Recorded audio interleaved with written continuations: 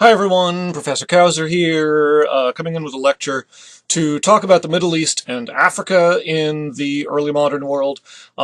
Just a few things I want to highlight, basically. I think the textbook does a pretty good job in the two chapters that were assigned to cover this region in hitting most of the major themes. I just want to make sure that you notice them and draw some attention to the significance of them. In the prior couple, sort of two-parter video lecture, I talked about the basics of Islam, which is one of the major things tying these regions together, Africa and the Middle East. They want to talk a little bit more about the sort of political and to some extent economic factors in these various regions. Again, mostly highlighting stuff that's already there in the textbook, but making sure that you see it.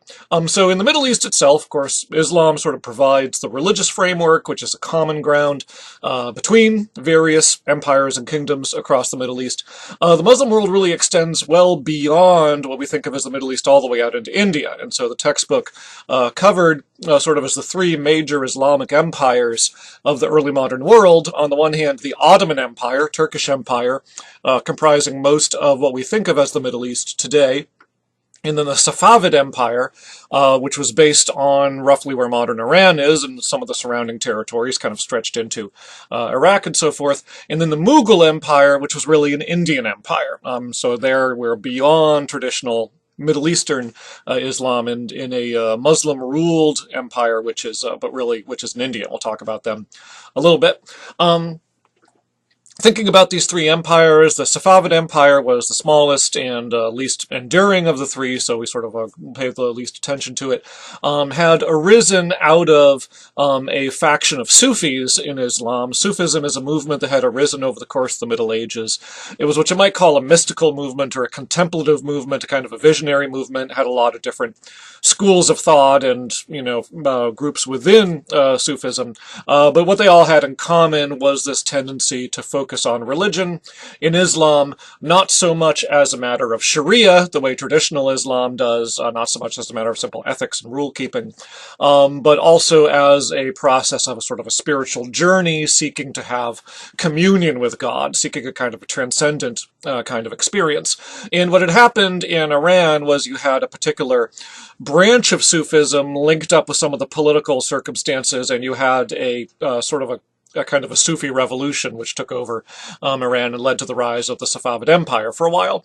Eventually, the ruling house became a more traditional kind of dynastic monarchy, and eventually they actually suppressed the religious institutions which had originally given rise to them, and it just became a more traditional kind of a political empire. But that's Safavid Persia in the middle. The Ottoman Empire at the western end, sort of based on Turkey, but also areas like Syria, had a lot of influence over Egypt, which was quasi-Ottoman ruled and quasi-autonomous. Ottoman Empire, probably one of the most powerful and expanding into Europe. They'd conquered the old Byzantine Empire at the end of the Middle Ages, and were taking over the Balkans and Europe, as well as expanding and taking over other Muslims in the Middle East. Couple of things to think about with the Ottoman Empire. One was that they did blend together secular leadership with a certain amount of religious leadership. In the prior lectures about Islam, I talked about the role of the Caliph as the successor of the Prophet Muhammad and the kind of head of the system of Sharia. Back in the Middle Ages, in 1258, the Mongols had come out of Asia, come off sort of nomadic people coming off the steppes of Asia, and had captured Baghdad and had killed the last caliph of the Abbasid dynasty that had ruled there and held the caliphal title for 500 years, which sort of throws things into a certain amount of chaos. That moment of sort of the destruction of Baghdad by the Mongols sort of represents a fracturing of the Islamic world. It had already been politically divided, but now also, more religious divisions. The caliph had ceased to be an effective political leader for a long time, for centuries by then, but had still been a very important symbolic and religious head of Islam. With the end of that, it's sort of unclear, how that's going to work, but one thing that the Ottomans did was they sort of claimed the authority of caliphs. They didn't really exercise it very much. People didn't go around talking about the Ottoman caliph very much. They talked about the Ottoman sultan, which was the sort of military and political title of the Ottoman emperor as a ruler, but they did sort of encompass within what they're doing this caliphal kind of authority within Islam, sort of bolstered their prestige that way. So that's one dimension of Ottoman rule. The other thing is the Ottomans really developed the way that Muslims ruled over non-Muslims.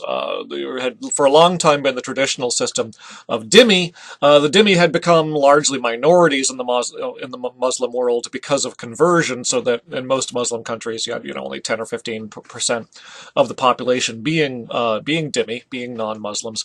But with Ottoman expansion, particularly into Europe, you start getting a lot more dhimmi coming in. Right, they're moving into Greece, they're moving into Romania and Serbia and Hungary and up through the Balkans. They're taking over a lot of Christian populations, and so they sort of revive the significance of the dhimmi thing and they actually develop it new directions. One of them is the millet system, which means that under Ottoman rule, religious dhimmi were usually self-governing. They got to have their own law courts, settle their own disputes, handle their own marriage law, inheritance law, that kind of thing. Sort of run things themselves as long as they handed over tribute and so forth to the Ottoman Empire. So it's kind of an indirect way of ruling, sort of, put all these, conquered non-Muslims into dhimmi groups and then make them millets, which would govern themselves and run their own courts. That was part of how that empire held together. And then another very important kind of characteristic feature of the millet system in the Ottoman Empire was the system known as devshirme, which is mentioned in your textbook and is also very significant. The idea to devshirme is that part of the tribute that would be owed by the millets, by non-Muslim subjects of the Ottomans, one kind of tribute would be tribute in human beings. That is to say, each community would have to hand over a certain number of its young people as slaves to the Ottoman court. These children would then be converted to Islam, sort of, isolated from their Christian families and put into, sort of a Muslim dormitory and brought up as Muslims. Some of them would become sort of palace servants. Some of them would actually be trained as religious scholars, things like that. And a lot of them became soldiers called janissaries, these kind of slave soldiers, related to the idea of a mamluk that you also find in the Muslim world, the idea of a slave soldier who, because he's not recruited from the Muslim, noble families and powerful factions, doesn't have loyalties that might cause them to become unreliable politically for the ruler, right? The ruler could count on their loyalty because they'd been cut off from any other person depending on them, and so these janissaries would be sort of a loyal body of bodyguards that you could count on not to be, getting involved in assassination plots or, coups or things like that. So the janissaries sort of became this sort of very powerful, privileged sort of military unit at the core of the Ottoman palace in Constantinople and sort of at the core of Ottoman armies. So that was another distinctive thing about the Ottomans. Okay, so those are just a few things about Ottoman rule to bear in mind. These are in the textbook. I just want to make sure you're noticing them as some of the indicators of how a Muslim empire like the Ottomans could operate. Excuse me. The Mughals, excuse me, over in India, are in a somewhat different situation. In India, Muslim conquerors, or Muslim intruders, I suppose you could say, into India, had arrived as far back as around the year 1000, and then especially in the 12th century, you started having Muslim warlords kind of carving out kingships and lordships for themselves in India. One thing about India to bear in mind, we think of it as a country because in modern times it is, but it's really a huge, enormous country. If you go from, and by the way, for most of its history, when we talk about India, it's not just a country, it's a region, which would include what we now call Pakistan and Bangladesh, really sort of reaching from the mountain passes up in Afghanistan all the way down to the Indian Ocean, all the way down the Ganges River, to Bangladesh. This huge, vast area, which is practically the size almost of Europe itself. I mean, the distance from the Khyber Pass in Afghanistan down to Bangladesh is something like 1,200 miles or something like that. It's about as far as the distance from Paris to Romania. Okay, just almost all of Europe would be encompassed within this enormous area. And for most of its history, India was not normally united under a single ruler or a single government. Normally, India was divided up between multiple kingdoms and different regions. The north of India is very different from the south. The west is very different from the east. There's a wide variety of environments and ecosystems and cultures and economies and languages and all ethnic groups, all this kind of thing. So India is a very diverse place. It's very hard to generalize about India. Very, very complicated situation. We sometimes talk about the religion there as Hinduism. We do talk about the religion there as Hinduism. But at the same time, you need to be kind of careful about that in a way, because the word Hinduism itself originally kind of means whatever religious things people in India happen to be doing. And again, depending on where you are, what people's religiosity in India looks like can be very different. Very different in the south and in the north. Very different rituals, different gods worshipped. There are many, many, many, many, many different gods within Hinduism. There is a tradition we sometimes call Brahmanism, which is more textually based. Goes back to ancient Sanskrit religious texts like the Rig Veda, like the Upanishads, and these sort of texts that takes as a canon and sort of has a more philosophical style of religiosity to it. This sort of the Brahmanist version or aspect of Hinduism is the kind of thing that focuses on reincarnation, focuses on karma, focuses on some of these ideas you may have heard about as the standard concepts of Hinduism. But for a lot of sort of average Indians in their villages, they're not really thinking about that stuff very much. They're thinking about particular local deities that, tend to function in more tangible kinds of ways, making the rain fall and the crops grow and all that kind of thing, and everything in between. So a huge, very diverse kind of religious scene. Muslims show up on this scene, as I said, starting around the year 1000, and then by the time you're getting to the year 1150, 1170 or so, you're starting to see Muslims take over some of these separate Indian kingships. For a while, there's a Muslim sultan at Delhi who, sort of bringing a large swath of northern India under his rule, and the Mughals are kind of picking up on this tradition. The word Mughal itself comes from Mongol. It's a bit ironic because they themselves were not Mongols ethnically, but they were coming out of some more Central Asian, kind of Turkish and Persian combinations of ancestry, which remembered the old Mongol Empire of the 13th and 14th centuries as sort of the grand sort of the grand glorious empire of the golden age in the past, and so they take the name Mughal, sort of indicating themselves, seeing themselves as heirs to this Mongol greatness. Anyway, the Mughals build a power base, again, largely based on the northwest, kind of coming out of Afghanistan, coming out of Iran, and moving down to take over more and more of India. They wind up being, for a while, more successful than many of the other kingdoms. They actually get nearly all of the Indian subcontinent under their rule by the time you get to the year 1600 or so. They're incorporating gunpowder. All these Muslim empires, by the way, the Ottomans, the Safavids, and the Mughals, we sometimes call them the gunpowder empires because they're using the new technology to fuel their conquests. So they're using gunpowder, they're using new forms of military organization and expanding this kind of rule across all of India. There's a bit of a tendency in India, which goes back to when the British took it over, to sort of sharply divide India between a Muslim population, a Muslim minority, which tends to be this kind of military ruling class, and a Hindu majority that's getting ruled by them and that the Mughals are kind of dominating. That can actually be misleading. It's not really all that accurate of a view.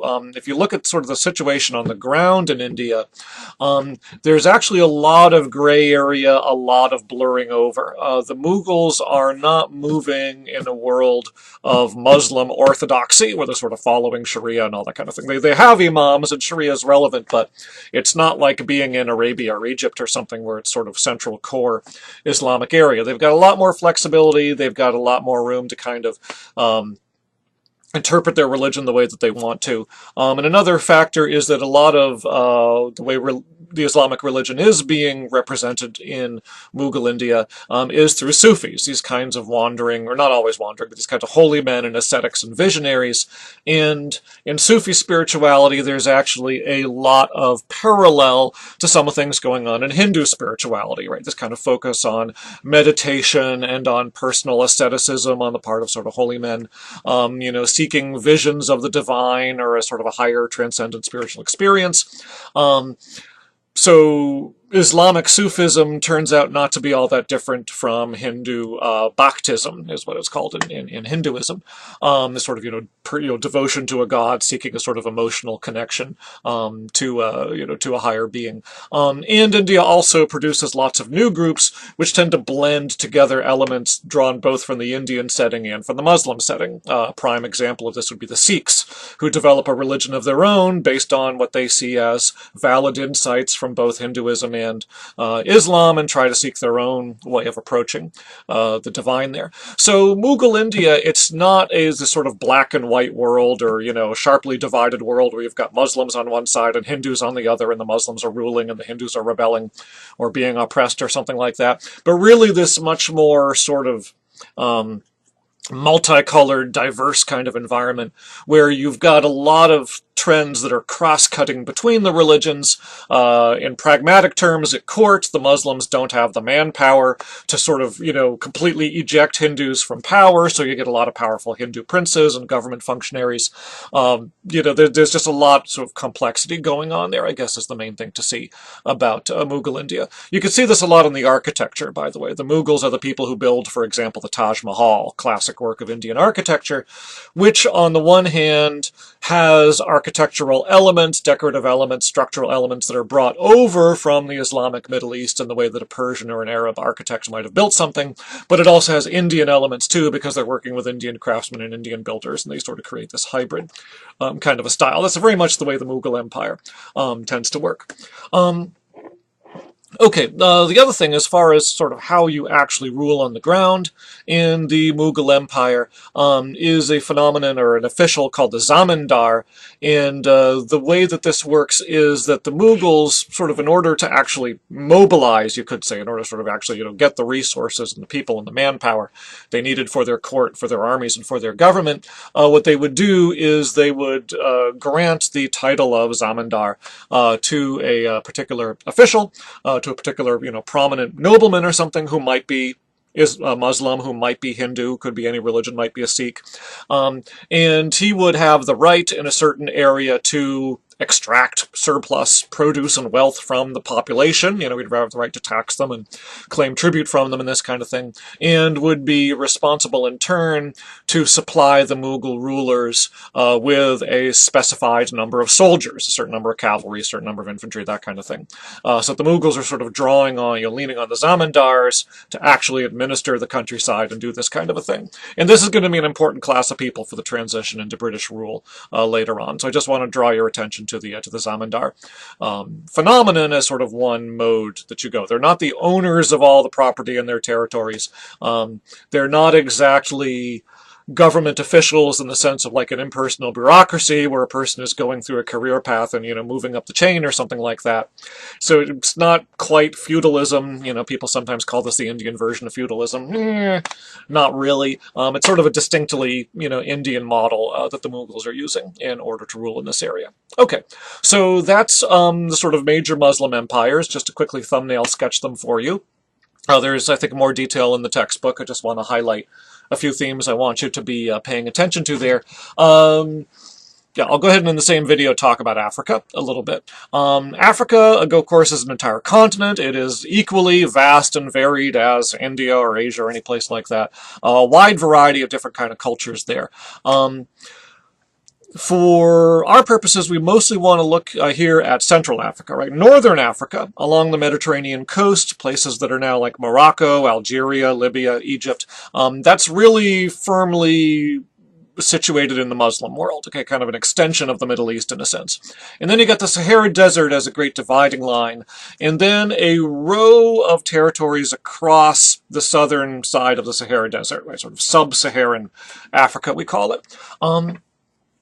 Over on the eastern side of this, you get Ethiopia, which is a rather unusual situation. Ethiopia, the rulers there had adopted Christianity back in the days of the Roman Empire. They were never part of the Roman Empire, but back when they were Christian Roman emperors, the Ethiopian kings had chosen to convert to the emperor's religion and had maintained it. And then through the intervening 1,000 years, you had this kind of pocket of a Christian kingdom in the highlands of Ethiopia, surrounded by non-Christian Christians, eventually surrounded by Muslims in that area, and sort of holding out with power of their own. They tended to have a very hierarchical society, very sharp divisions between rulers and nobles and commoners, and kind of a sort of strict military system, which allowed them to maintain their independence from the surrounding peoples. If you move westwards across Africa, you have this area, sort of grasslands to the south of the Sahara, right? The sort of wide grassy plain, a savanna territory. And then as you move down towards central Africa and the coast, you start getting into a rainforest area along the western coast of Africa and eventually the Congo jungle. And that belt of grasslands was very significant for a couple of reasons. There's some major river systems, particularly the Niger River, that moves through this area in Western Africa.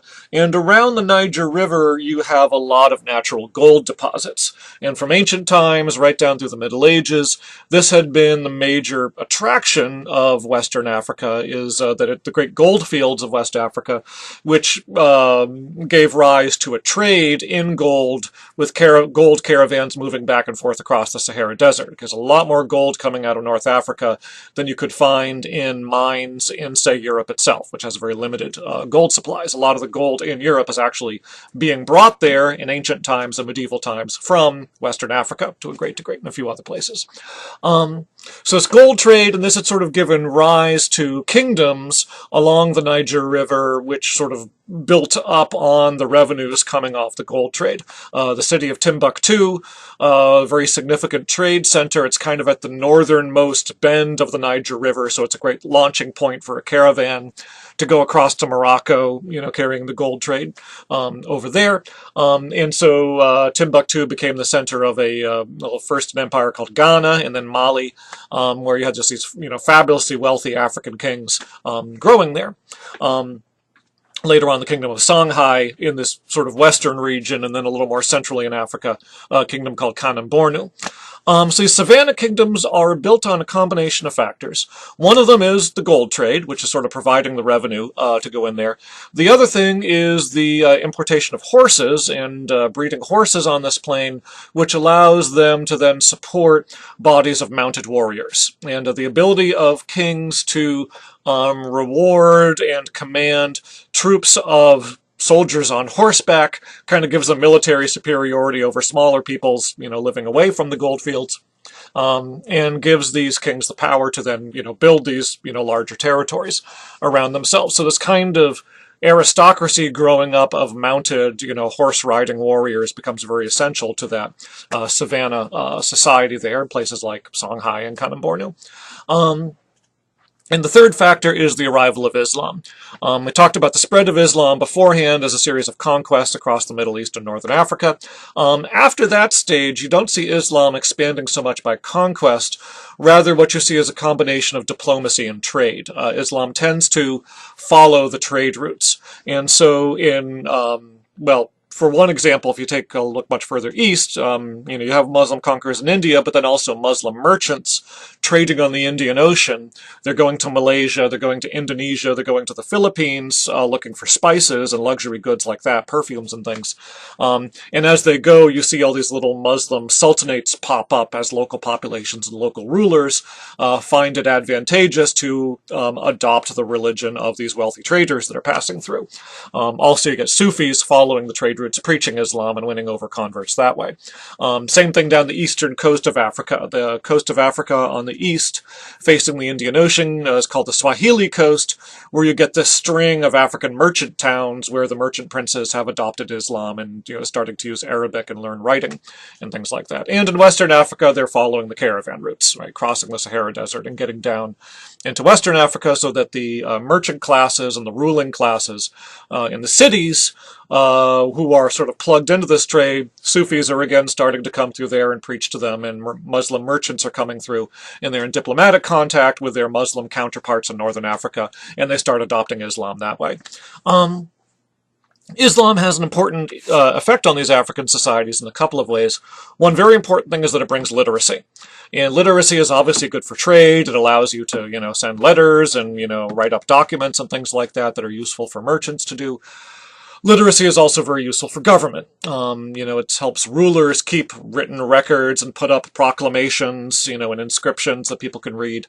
It allows them to, send diplomatic letters out or commands, by letter, preserve records better.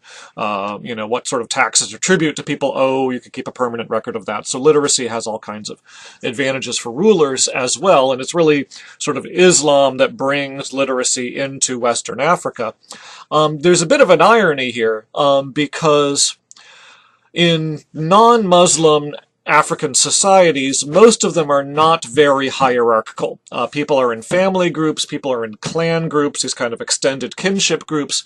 You might have some people who are more powerful because they're wealthier, because they're head of a clan, but you don't really have a really sharp class divisions where some people are by heredity part of a higher class than other people are in traditional African societies, called the segmentary societies, where division is by clan, not by class. Okay, people are divided horizontally, not vertically. When Islam comes along, though, you have rulers seizing on it. They're starting to build up a court. They're starting to have courtiers and servants and ministers. Attendants here. You're starting to get sort of a warrior class, growing around them that they're building their kingdoms on. And so all this means that as the kings become more powerful, proximity to the king, access to the king gives you more wealth and status. That starts becoming hereditary. And so Islam actually makes African society start becoming more hierarchical than it previously had been. Okay, you start getting a distinct noble class over and above commoners in these Muslim African societies. And that's actually a bit ironic because in terms of its religious ideals, Islam is a religion of equality. It's sort of a firm religious principle in Islam that all Muslims are brothers and you're not supposed to have social distinctions. That's the ideal, but in the reality, and you really see this with the changes happening in Africa, because of the distinction between the literate political powers at the court and the illiterate countryside, you start getting the emergence of a greater social hierarchy in these African societies than you used to have previously. Okay, so that's all one dimension. The coastline, by the way, where you get this more forest lands, rainforest, and eventually outright jungle as you get down to the Congo. In the 16th and 17th centuries, you don't get such big kingdoms. What you get down there instead are, again, more local segmentary societies, and they're starting to come together in trade ports. You get these sort of, urban ports, these smaller kingdoms dotted along the coastline. And that's in response to the Portuguese. We talked about Portuguese explorers who are moving down the coast of Africa and starting to trade, looking for gold, and eventually looking for slaves, which brings us into the next issue here. So sort of big, powerful African kingdoms inland in the savanna territories on the grassland, mostly Muslim, and then along the coastline, these little sort of trading kingdoms, trading ports, initially quite a bit smaller and poorer, but they're trading with the Europeans and they're not Muslim. They're, usually following traditional African religions. So that's kind of the scene initially. And this in turn brings us to the slave trade. And tell you what, I'm pushing half an hour now, so I am going to go ahead and close this video here and give a separate video on the slave trade in Africa as it emerges in the early modern world. Thanks.